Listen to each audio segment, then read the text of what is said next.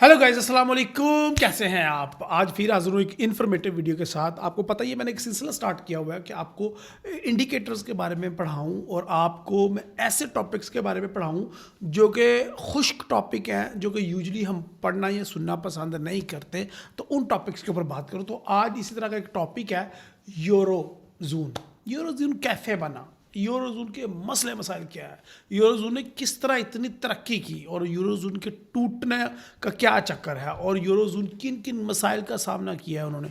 Number 1। Number 2, eurozone का future क्या है? क्या यूरोजोन टूट जाएगा, बिखर जाएगा? यूरोजोन कब कब अपना रेट हाइक करेगा, कब कब अपना रेट पॉज करेगा, कब कब अपना रेट कट करेगा? इन सब का मकसद सिर्फ एक होगा। जिस तरह मैंने आपको डॉलर इंडेक्स के बारे में, डॉलर के बारे में सारा कुछ पढ़ाया, अमेरिका बादर के बारे में सारा कुछ पढ़ाया हुआ, अमेरिका के बारे में हमने हिस्ट्री जानी हुई है अपनी पुरानी वीडियोस में, उनके लिंक डिस्क्रिप्शन में भी लगा रहा हूँ और आई के बटन पे प्रेस करके आपको वीडियो वॉच कर सकते हैं। इसी तरह यूरोजोन के बारे में भी हमें सारा कुछ पता होना चाहिए। देखें, रूस यूक्रेन का मसला, चाइना ताइवान का मसला, जिस तरह के आपको पता है इसराइल और फ़लस्तीन का मसला, इन मसलों ने गोल्ड को कहाँ से कहाँ पहुँचा दिया है और बाकी डॉलर और बाकी करेंसीज के ऊपर क्या इम्पैक्ट डाला है। इन मसलों मसालों की वजह से पूरी दुनिया में क्या चेंज आया है, इसको समझने के लिए और आगे क्या आने वाला है, इसको समझने के लिए हमें हिस्ट्री को पढ़ना पड़ेगा, क्योंकि मार्केट हिस्ट्री को रिपीट करती है। तो आप चूँ करें, चढ़ा करें, आप मुश्किल से सीखें, तंग होकर सीखें, आपको सीखना पड़ेगा अगर आपने एक अच्छा ट्रेडर बनना है तो। और मैंने कसम खाई हुई है कि आपको अच्छा ट्रेडर बना के छोड़ूंगा। सो माय डियर फ्रेंड, आज हम यूरोजोन के बारे में स्टडी करेंगे और यूरोजोन के बारे में सारी इन्फॉर्मेशन आपके साथ शेयर करेंगे। आप इस वीडियो को चाहे तो अभी देख लें, चाहे अपने पास सेव करके रखें और बाद में वॉच करें और इसको बार बार वॉच करें। ये वो चीज़ें थी जो आपको स्कूल, कॉलेज और यूनिवर्सिटीज़ में सीखनी चाहिए थी, पढ़नी चाहिए थी, लेकिन आपने नहीं पढ़ी। तो फॉरेक्स उस्ताद का काम है कि आपको इन चीज़ों के बारे में पढ़ाएं। आज हमारे साथ मौजूद होंगे प्रोफेसर इरफान फ़ानी साहब, जो कि हमें यूरोजोन के बारे में सारी हिस्ट्री बताएंगे और फ्यूचर भी बताएंगे कि आने वाले दिनों में इसको कैसे ट्रेड करके। यूरो के साथ ट्रेड करने वाले पेयर जो है वो कम से कम 15 पेयर्स हैं जिनके ऊपर ट्रेड करके हम प्रॉफिट कर सकते हैं। Euro JPY, euro CAD, euro dollar, euro NZD, euro Japanese yen, euro PKR, euro INR, euro और भी कितने ज़्यादा कॉइन। तो उन सब को हम यूरो के अगेंस्ट बाय या सेल करके प्रॉफिट अर्न कर सकते हैं। उसके लिए हमें किसी एक पेयर की हिस्ट्री मालूम होना ज़रूरी है। सो डॉलर की तो हम पहले समझ चुके हैं, आज हम यूरो को समझने की कोशिश करेंगे और उसके बाद अगर आपका प्यार, अपने लाइक्स और आपके फीडबैक इसी तरीके से अच्छा और पॉजिटिव आता जाएगा तो इंशाल्लाह मैं बाकी कंट्रीज़ को भी कवर करने की कोशिश करूंगा, जिस तरह हम जापानीज येन को कवर कर चुके हैं और आने वाले दिनों में बाकी कंट्रीज़ को भी कवर करेंगे। सो जापानीज येन के बारे में अगर आपने वीडियो नहीं देखी तो वो भी लिंक डिस्क्रिप्शन में और आई के बटन पर प्रेस करके वो वीडियो वॉच कर सकते हैं। जापानीज येन के ऊपर हम R&D डिटेल में वीडियोज़ बना चुके हैं और डॉलर इंडेक्स के ऊपर भी। तो स्टार्ट करते हैं आज की यूरो के ऊपर एक कंप्लीट डॉक्यूमेंट्री और एक कंप्लीट ई बुक वीडियो। तो मेरे साथ मौजूद होंगे प्रोफेसर इरफान फ़ानी साहब। My name is Raheel Nawaz. Welcome to forex-ustad.com।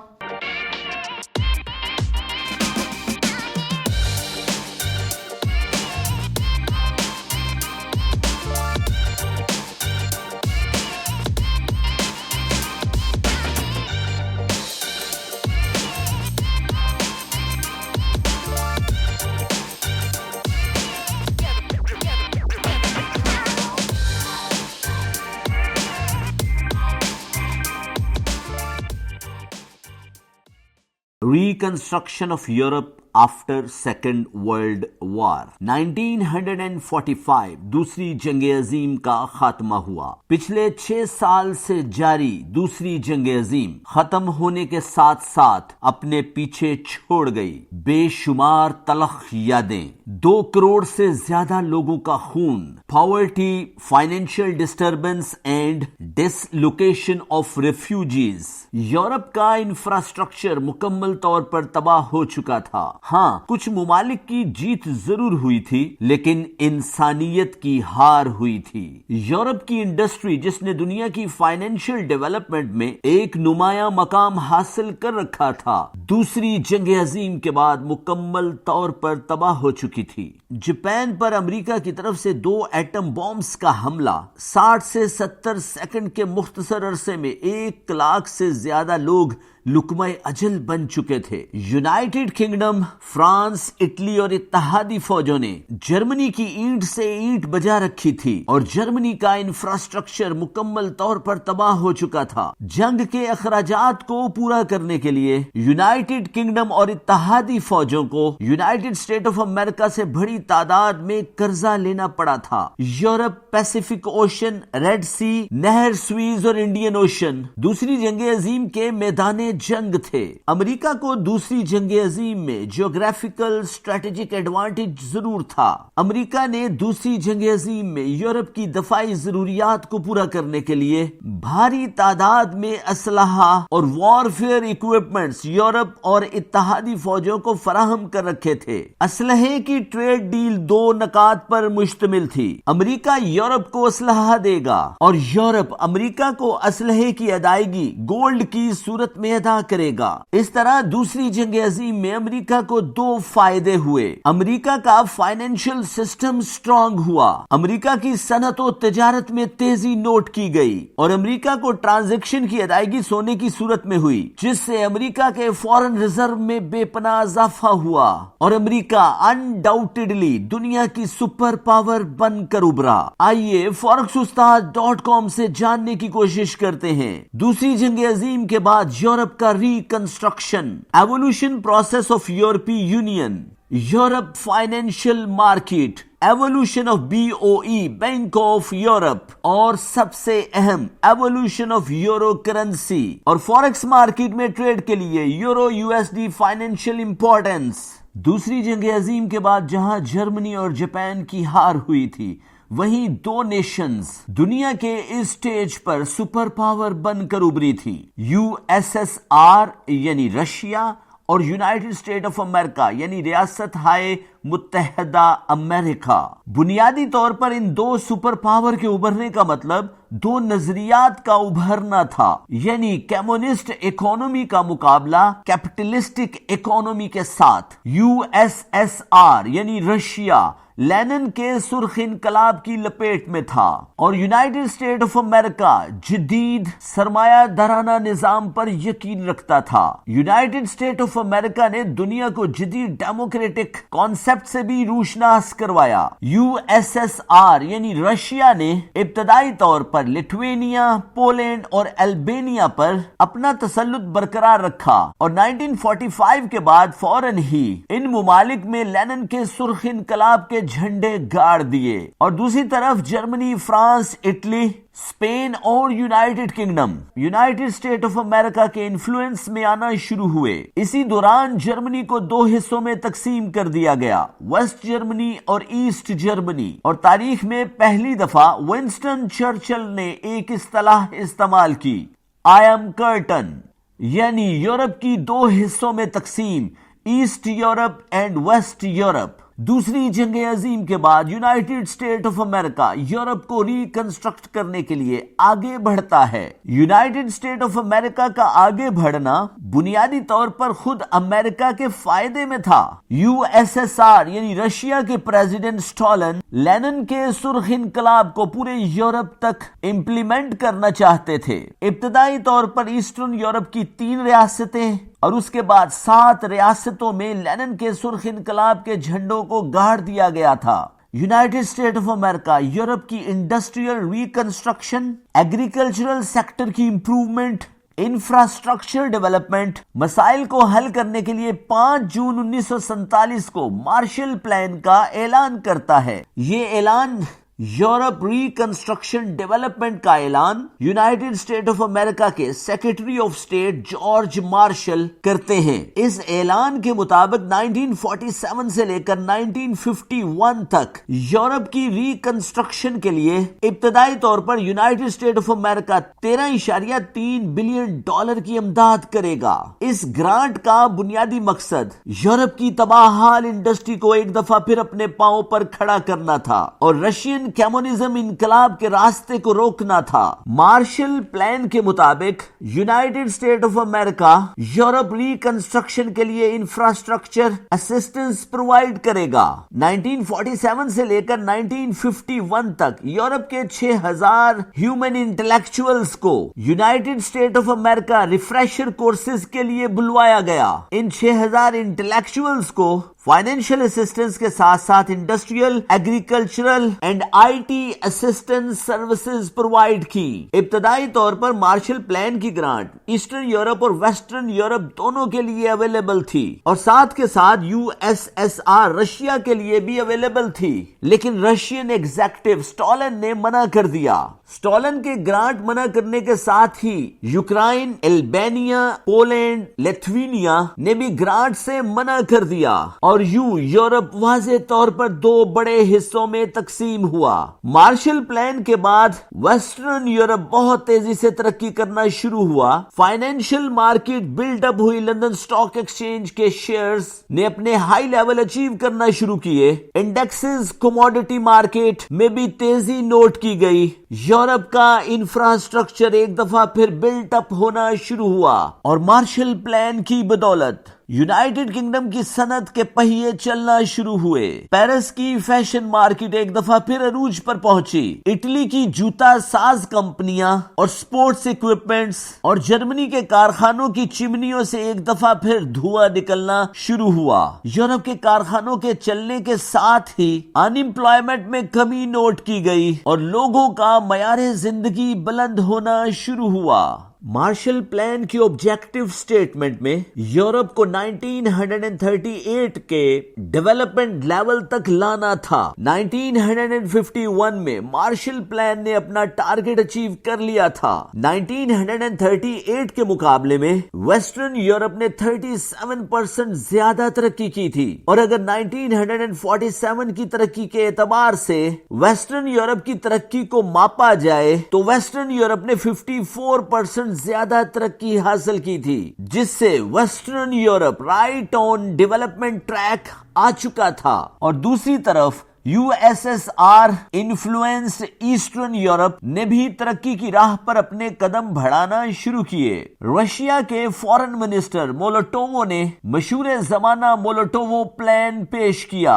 اس کے مطابق ایسٹرن یورپ کی ترقی کے لیے یو ایس ایس آر نے انیشیل سٹیپ اٹھانا شروع کیے۔ ایسٹرن یورپ کے ممالک نے مولوٹوو پلان کے مطابق ترقی تو کی، لیکن ایسٹرن یورپ کی ترقی ویسٹرن یورپ کی ترقی کے مقابلے میں بہت کم تھی، اور اسی دوران لینن کے سرخ انقلاب کا سورج بھی آہستہ آہستہ غروب ہونا شروع ہوا، اور ایسٹرن یورپ کے ممالک بھی آہستہ آہستہ یونائیٹڈ اسٹیٹ آف امریکہ کی جدید ڈیموکریٹک پالیسیز اور سرمایہ دارانہ نظام کی طرف منتقل ہونا شروع ہوئے، اور اسی دوران یونائیٹڈ اسٹیٹ آف امریکہ اور U S S R Russia کے درمیان سرد جنگ کا آغاز ہوا۔ ایسٹرن یورپ کے ممالک ویسٹرن یورپ کے ممالک کے مقابلے میں کچھ پیچھے رہ گئے۔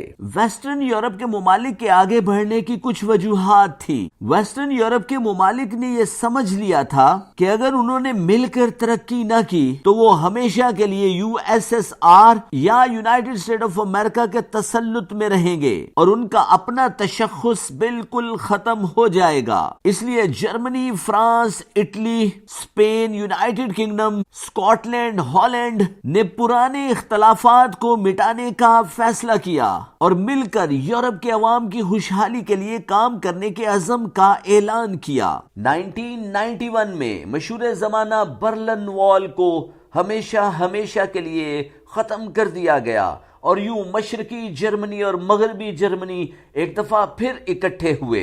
ونسٹن چرچل کا آئم کرٹن کا کانسیپٹ ہمیشہ کے لیے دفن ہوا۔ ایسٹرن یورپ پر یو ایس ایس آر کا تسلط ختم ہوا، کمیونزم کا خاتمہ ہوا، اور کمیونزم کے خاتمے کے ساتھ ہی ایسٹرن یورپ اور ویسٹرن یورپ کے ممالک اکٹھے ہوئے، اور یہیں سے بنیاد پڑی یورپی یونین کی، جس نے آگے چل کر اپنی مشترکہ کرنسی بنائی جسے ہم یورو کے نام سے جانتے ہیں، اور یہیں سے بنیاد پڑی BOE بینک آف یورپ کی، جو یورپ کے ممالک کے لوگوں کی فائنینشیل سٹیبلٹی کے لیے کام کرتا ہے۔ دوستو، دوسری دوسری جنگ عظیم کے بعد جہاں امریکہ نے بہت ترقی کی ہے، وہیں امریکہ پچھلے 50 سالوں سے قرضوں کے بوجھ تلے دبتا جا رہا ہے۔ ان قرضوں کو مینج کرنے کے لیے امریکہ کو ہر سال کریڈٹ سیلنگ لمٹ کو رینیو کرنا پڑتا ہے۔ اگر آپ امریکہ کے ڈیٹ کریڈٹ سیلنگ لمٹ کے متعلق ڈیٹیل جاننا چاہتے ہیں، debt credit ceiling limit of America کے موضوع پر forex-ustad.com کی ویڈیو کا لنک کمنٹ باکس میں اویلیبل ہے۔ 1951 یورپی یونین کی طرف پہلا قدم فیمس اکونومسٹ یومانے اور فرینچ فورن منسٹر کی کولیبوریشن سے اٹھایا گیا۔ یومانے اور شومن کا ماننا تھا کہ اگر یورپ کے ممالک کے درمیان تجارت کو فروغ ملے تو آنے والے دنوں میں یہ یورپ کو اکٹھا کر سکتے ہیں۔ 1952 یومانے اور شومن کی مشترکہ کوششوں سے مشہور زمانہ شومن پلان کا آغاز ہوا۔ اس پلان کے مطابق انیشیلی فرانس اور جرمنی کے درمیان کول اینڈ سٹیل انڈسٹری کو کولیبوریٹ کیا جائے گا۔ ابتدائی طور پر ECIC European country industrial corporation کے 6 ممبران ملک کول اور سٹیل انڈسٹری کو کولیبوریٹ کرنے کے لیے اکٹھے ہوتے ہیں، جن میں France, Germany, Italy, Spain, United Kingdom اور بیلجیم شامل تھے۔ 1957 ECIC کے پہلے پریزیڈنٹ یومانے مقرر ہوئے۔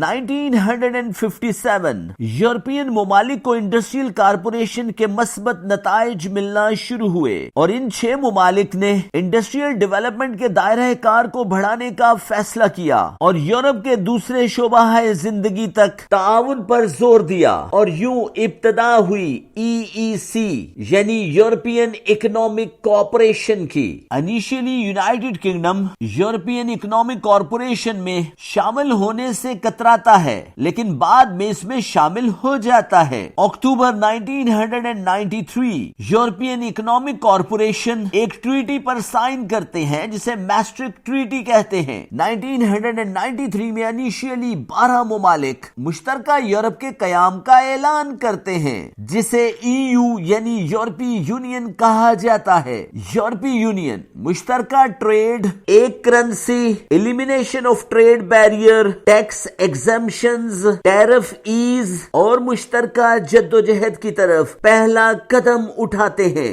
Italy, Germany, Spain, Austria, Finland, Croatia, France and Lithuania euro zone کے ممالک ہیں جو یورپی یونین میں شامل ہوئے۔ یورپی یونین کا بنیادی مقصد خطے کے ممالک کی معاشی ترقی کے لیے اپنا کردار ادا کرنا ہے۔ 1998 یورپی یونین نے بینک آف یورپ یعنی BOE کی بنیاد رکھی۔ بینک آف یورپ کا بنیادی مقصد یورپی یونین کے ممالک کی فائنینشیل سٹیبلٹی کو انشور کرنا ہے۔ بینک آف یورپ کی بنیادی رسپانسبلٹیز میں یورپی یونین کے ممالک کو infrastructure development, industrial development, agricultural development اور ریجنل ڈیولپمنٹ کے لیے فائنینشیل سپورٹ فراہم کرنا ہے۔ بینک آف یورپ کا بنیادی مقصد یورپ زون کے ممالک کی منی سپلائی کو کنٹرول کرنا، انفلیشنری اور ڈیفلیشنری ٹرینڈ کو گیج کرنا، کنزیومر پرائس انڈیکس اور پروڈیوسر پرائس انڈیکس کے ڈیٹاز کو مرتب کرنا، افراط زر اور تفریط زر کو کنٹرول کرنے کے لیے کوانٹیٹیٹو ٹائٹننگ اور کوانٹیٹیٹو ایزنگ کے میتھڈ کو اڈاپٹ کر کے مانیٹری پالیسی مرتب کرنا اور یورپ زون ممالک کے لیے منی سپلائی کو کنٹرول کرنا ہے۔ 2019 کے کرونا نے اٹلی، جرمنی، فرانس اور کروشیا کو بہت متاثر کیا۔ اسپین بھی کرونا کی زد سے نہ بچ سکا۔ 2019 کے کرونا میں لاکھوں لوگ لقمہ اجل بنے۔ یورپ زون کا فائنینشیل سسٹم ڈسٹرب ہوا، افراط زر نے سر اٹھایا۔ بینک آف یورپ نے افراط زر کو کنٹرول کرنے کے لیے انٹرسٹ ریٹ کو ہائیک کیا۔ انفلیشن کو مینج کرنے کے لیے یورو کو دھڑا دھڑ چھاپنا شروع کیا۔ افراط زر کو مینج کرنے کے لیے یورو کو دھڑا دھڑ چھاپنا شروع کیا اور 8.3 انفلیشن ریٹ کو کنٹرول کر کے 2023 کے آخر تک 3.2% تک لا کر کھڑا کر دیا۔ جنوری 2024 یورو زون کا انفلیشن ریٹ 2.8 ہے۔ بینک آف یورپ کی پریزیڈنٹ کیسی لوگارڈ 2% انفلیشن ریٹ کو حاصل کرنے کے لیے پرعزم ہیں۔ بینک آف یورپ کی پچھلی چند میٹنگز میں انٹرسٹ انٹرسٹ ریٹ کو پاز کیا گیا ہے اور federal reserve bank of America کی طرح یورپ زون میں بینک آف انگلینڈ جون اور جولائی میں انٹرسٹ ریٹ کو کٹ کر سکتے ہیں۔ 2021 کے بعد رشیا یوکرائن تنازع میں تیزی نوٹ کی گئی ہے۔ فلسطین اسرائیل تنازع نے پوری دنیا کو اپنی لپیٹ میں لے رکھا ہے۔ Houthi militants United state of America, United Kingdom اور یونائیٹڈ نیشن آرگنائزیشن کے درمیان ریڈ سی میں مسائل جاری ہیں۔ چائنا تائیوان تنازع نے بھی سر اٹھا لیا ہے۔ یورو زون کو سرد موسموں کا سامنا ہے۔ فن لینڈ اور یورپ کے ممالک کے پچھلی ڈیٹا ریڈنگز کے مقابلے میں ڈاؤن ٹرینڈ کا شکار ہے۔ یورو زون کے نیو آرڈرز میں کمی نوٹ کی گئی ہے۔ ان امپلائمنٹ میں اضافہ ہوا ہے۔ پروڈکشن پروسیسز رکے ہوئے ہیں۔ لیبر سٹرائکس جاری ہیں۔ یورو زون خاص طور پر اور برطانیہ میں عام طور پر 2023 کے آخر اور 2024 کے پہلے کوارٹر میں ریسیشن نوٹ کیا جا سکتا ہے۔ فرانس اور جرمنی نے $28 بلین کا اسلحہ یوکرائن کو دیا ہے، جس سے یوکرائن رشیا تنازع میں اور تیزی نوٹ کی گئی ہے۔ رشین گیس جو یوکرائن ریڈ سی اور پیسیفک اوشن کے راستے یورپ کو فراہم کی جاتی تھی، اس پر یورپ کی طرف سے پابندیاں عائد ہیں اور رشیا بھی یورپ کو گیس فراہم کرنے کے حق میں نہیں ہے، جس سے یورپ کے کارخانوں کے بند ہونے کا خطرہ لاحق ہے اور آنے والے دنوں میں یورو زون مزید مسائل کا شکار ہو سکتا ہے۔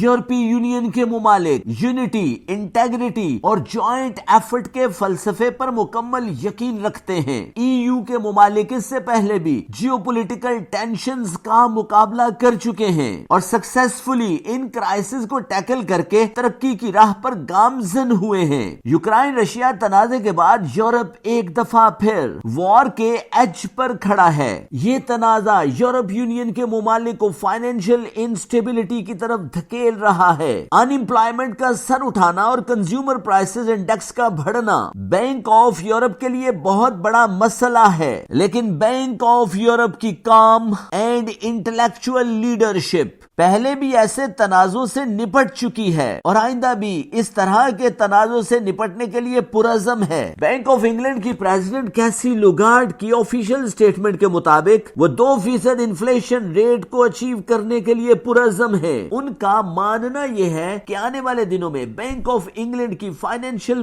پالیسیز کے بعد یورو زون فائنینشیل کرائسس سے نکل کر فائنینشیل سٹیبلٹی کی طرف گامزن ہو جائے گا۔